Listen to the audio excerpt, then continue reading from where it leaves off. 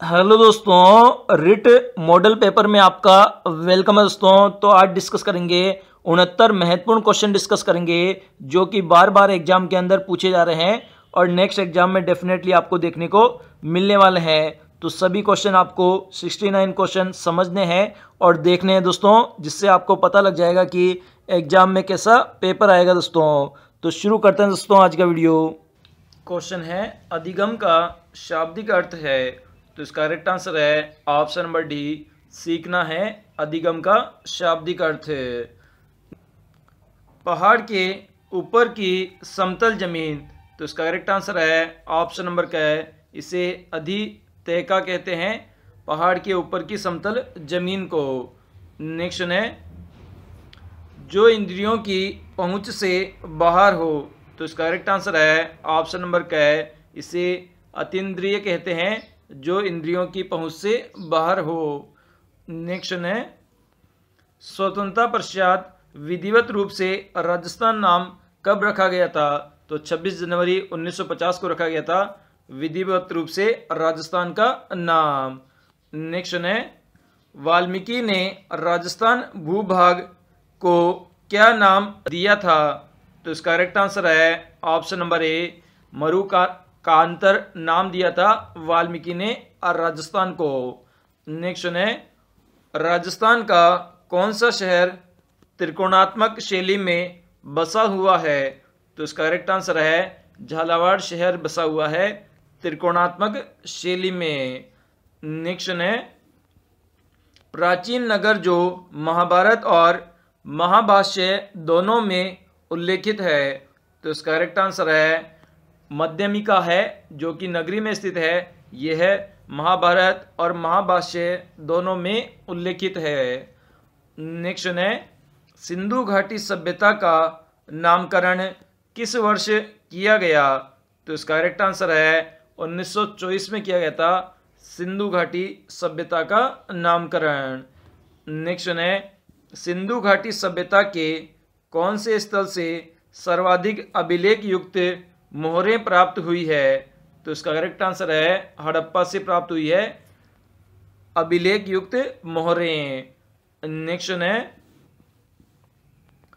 मूल प्रवृत्तियां चरित्र के निर्माण करने के लिए कच्चा माल है और शिक्षक को अपने सब कार्यों में उसके प्रति ध्यान देना चाहिए, किसका कथन है, तो इसका करेक्ट आंसर है रोस का ये कथन है। जैसे मूल वृत्तियां चरित्र निर्माण करने के लिए कच्चा माल है, उसी प्रकार शिक्षक को अपने सब कामों में उसके प्रति ध्यान रखना चाहिए। नेक्स्ट है मूल वृत्तियां हैं, तो इसका करेक्ट आंसर है ऑप्शन नंबर घ बिल्कुल करेक्ट है, उपरोक्त सभी, यानी कि सार्वभौमिक विशेषता से युक्त होती है, आंतरिक और जन्मजात होती है, किसी लक्ष्य की ओर प्रेरित होती है, तो मूल प्रवृत्तियां ये सभी होती है। नेक्स्ट है कौन सी विधि मनोविज्ञान की परंपरागत विधि है, तो इसका करेक्ट आंसर है ऑप्शन नंबर आत्मनिष्ठ जो विधि है वह मनोविज्ञान की परंपरागत विधि है। नेक्स्ट है वंशानुक्रम का नियम है, तो इसका करेक्ट आंसर है ऑप्शन नंबर घ, उपयुक्त सभी, मतलब विभिन्नता का नियम, प्रत्यागमन का नियम, समानता का नियम, तो ये तीनों ही वंशानुक्रम के प्रचलित नियम है। नेक्स्ट है किसके अनुसार माता पिता की शारीरिक और मानसिक विशेषताओं का संतान में हस्तांतरण होना वंशानुक्रम है, तो इसका करेक्ट आंसर है ऑप्शन नंबर ख बिल्कुल करेक्ट है, जेम्स डेवर के अनुसार है। नेक्स्ट है भारत का पहला कृत्रिम उपग्रह प्रक्षेपित किया गया था, तो इसका करेक्ट आंसर है 1975 में किया गया था पहला कृत्रिम उपग्रह प्रक्षेपित। नेक्स्ट है संविधान की आठवीं अनुसूची में सूचीबद्ध निम्नोक्त में से कौन सी राज्य की राजभाषा है, तो इसका करेक्ट आंसर है ऑप्शन नंबर बी बिल्कुल करेक्ट है, उर्दू है राज्य की राजभाषा। नेक्स्ट है उच्च न्यायालयों के मुख्य न्यायाधीश के अतिरिक्त कुल कितने न्यायाधीश होते हैं? तो इसका करेक्ट आंसर है ऑप्शन नंबर द, निश्चित नहीं होते। मतलब जो मुख्य न्यायाधीश है उसके अलावा कितने न्यायाधीश होंगे, ये कोई निश्चित नंबर नहीं है। नेक्स्ट है, पद रिक्त के समय कार्यवाहक मुख्य न्यायाधीश की नियुक्ति कौन करता है? तो इसका करेक्ट आंसर है ऑप्शन नंबर ब, राष्ट्रपति करता है कार्यवाहक मुख्य न्यायाधीश की नियुक्ति। नेक्स्ट है, उच्च न्यायालय में अपर न्यायाधीश की नियुक्ति वर्ष के लिए की जाती है? तो इसका करेक्ट आंसर है ऑप्शन नंबर ब, राष्ट्रपति के द्वारा 2 वर्ष के लिए की जाती है।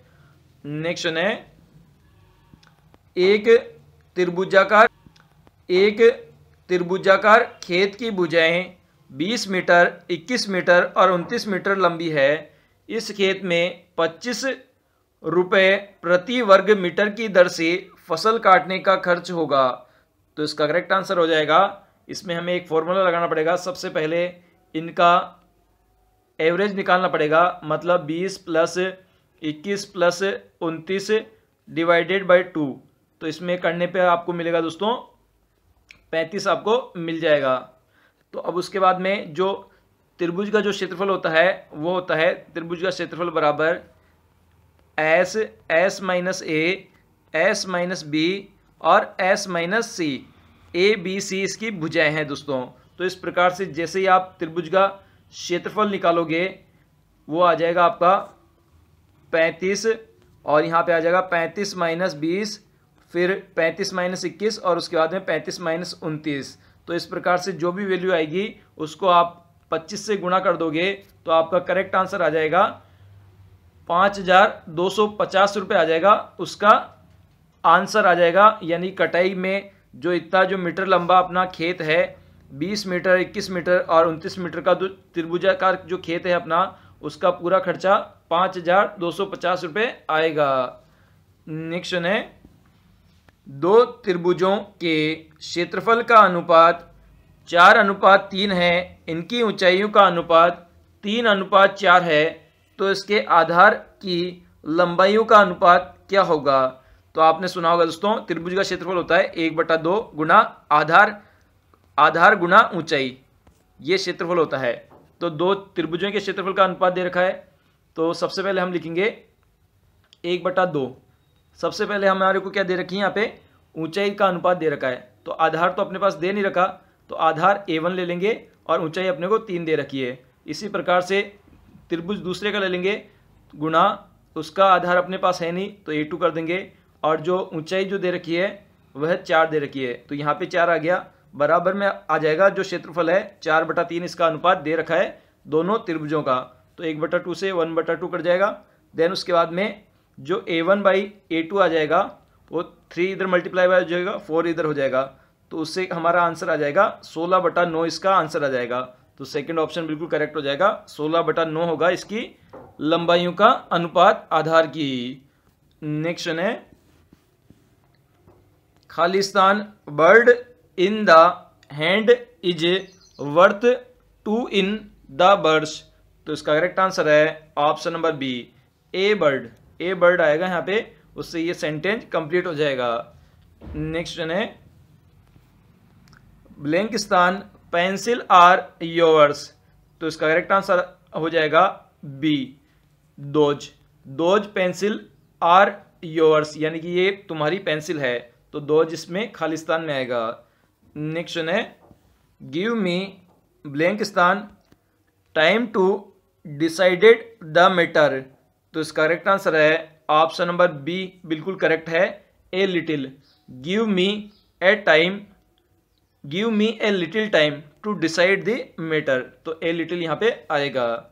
निम्नलिखित में से कौन सा नृत्य भीलों का नहीं है? तो इसका करेक्ट आंसर है ऑप्शन नंबर बी, शंकरिया नृत्य भीलों से संबंधित नहीं है। इसके अलावा गेर, गौरी, नेजा, ये तीनों ही नृत्य भील जाति से संबंधित है। नेक्स्ट है, रम्मत लोकनाट्य किस क्षेत्र में प्रसिद्ध है?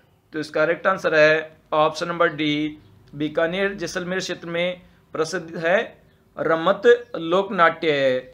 नेक्स्ट है उष्ण वर्ण नास्ति, तो इसका करेक्ट आंसर है ऑप्शन नंबर सी, व और ल वर्ण उष्ण वर्ण नास्ति।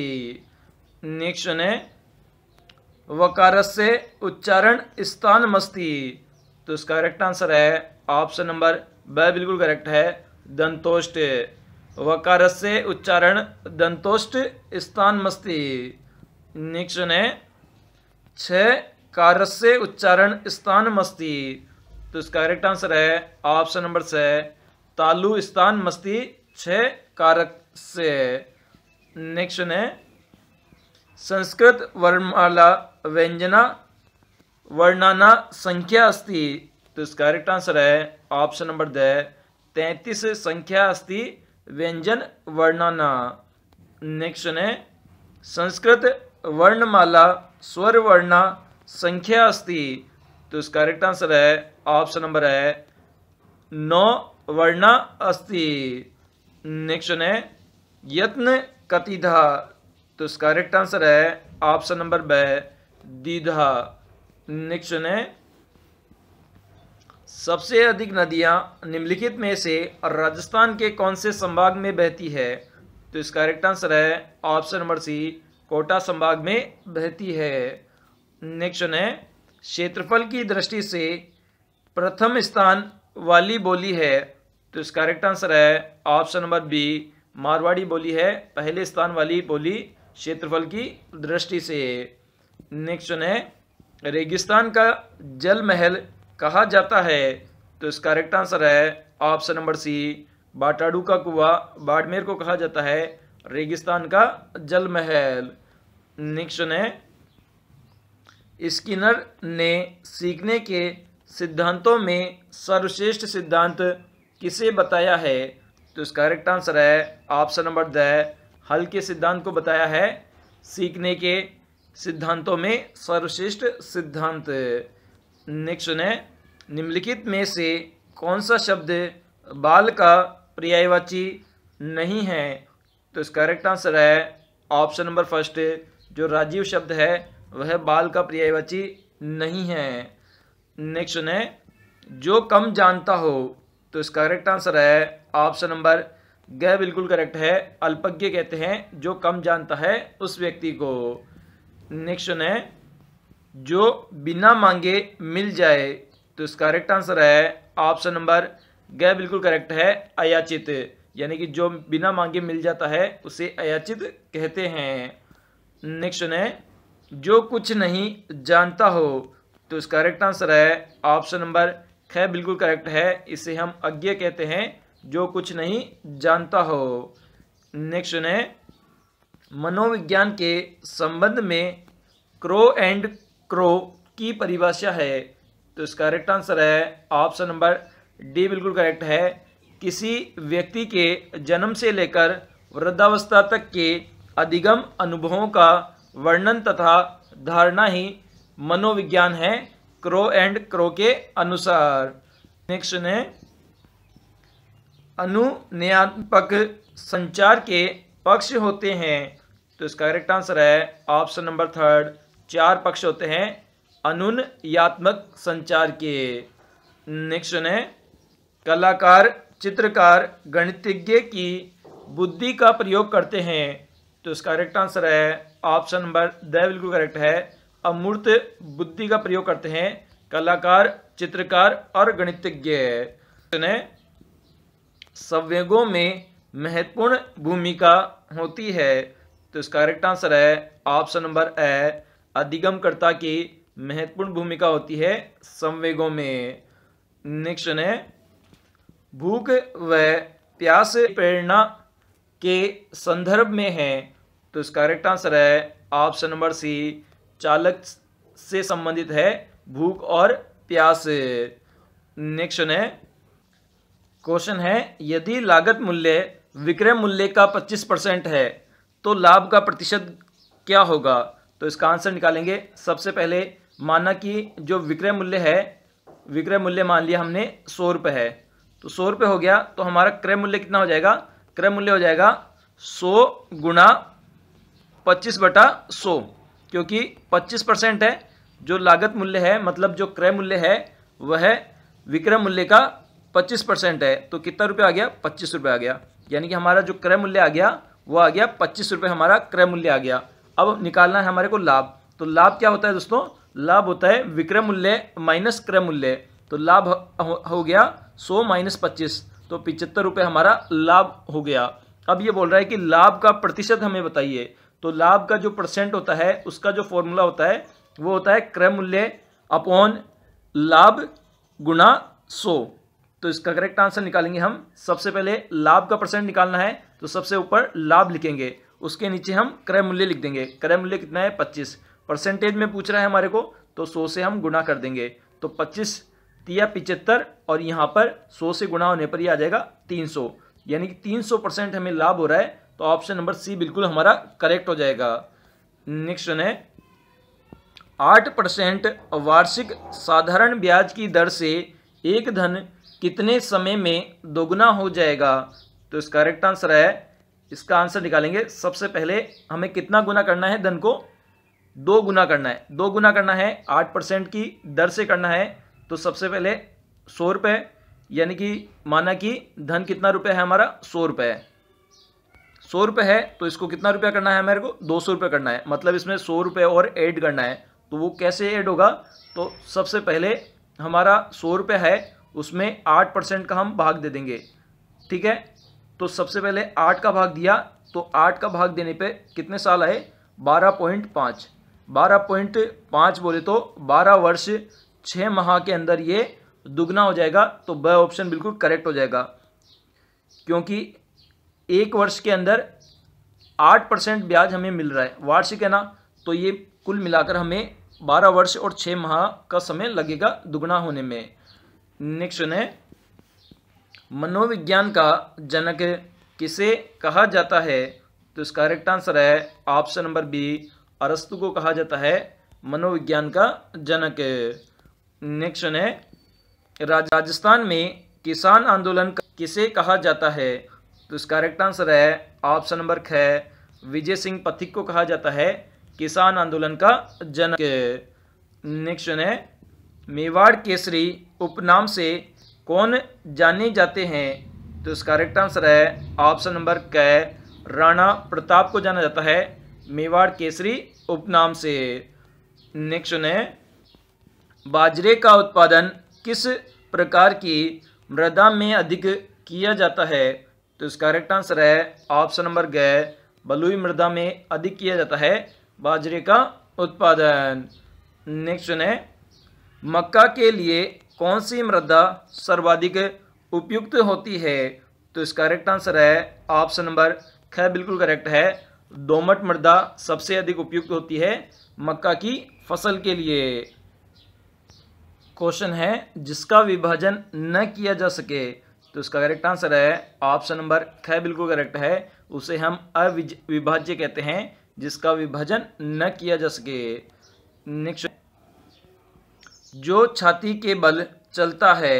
तो इसका करेक्ट आंसर है ऑप्शन नंबर ग, उसे हम उरग कहते हैं जो छाती के बल चलता है।